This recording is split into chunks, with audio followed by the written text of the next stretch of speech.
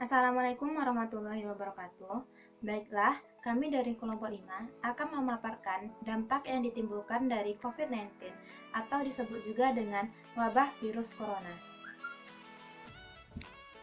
Dampak yang berikutnya adalah makin kuatnya kepercayaan terhadap Tuhan.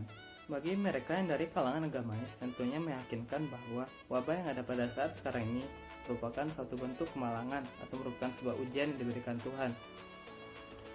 Mereka yang percaya Tuhan akan makin banyak mengingat keberadaan Tuhan dengan melaksanakan ibadah dan memanjatkan doa memohon agar pandemi corona ini berakhir secepatnya dan memohon keselamatan akan dirinya dan orang-orang terkasihnya.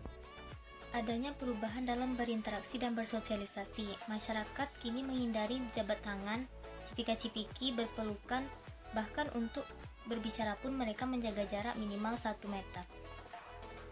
Banyaknya karyawan dan pegawai yang di PHK atau disebut juga dengan pemutusan hubungan kerja. Contohnya karyawan City Plaza Depok, dikarenakan omset penjualan yang menurun hingga 80%. Tidak hanya terjadi di Indonesia, kondisi ini juga terjadi pada negara lain. Hal ini dipicu karena menurunnya kegiatan ekonomi akibat pandemi virus corona atau disebut juga dengan COVID-19. Kemudian dengan adanya virus corona ini menyebabkan seluruh beraktivitas masyarakat menjadi terkendala karena pekerjaan yang dilakukan sebelumnya tidak berjalan dengan semestinya.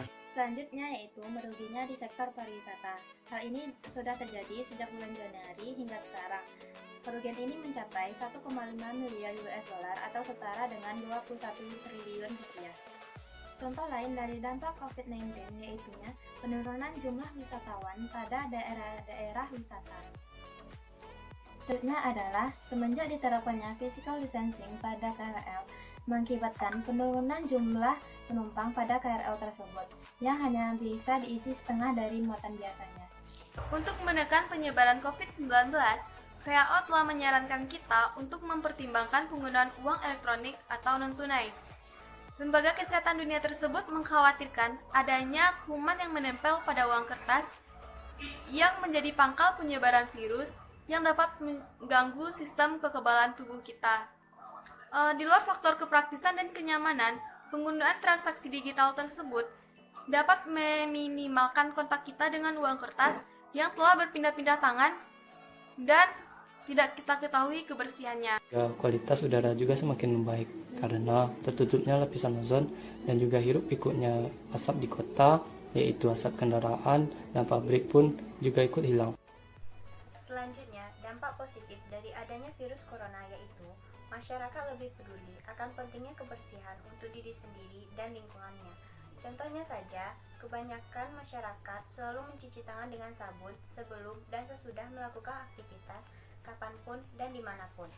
Dan masyarakat lebih memahami bagaimana etika batuk yang benar untuk diri sendiri dan orang lain.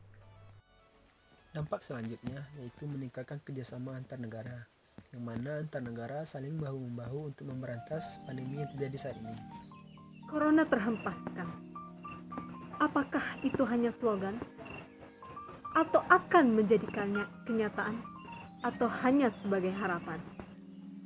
Begitulah, kita hanya mampu menadahkan tangan sambil berusaha sesuai kemampuan dengan mematuhi pemerintahan.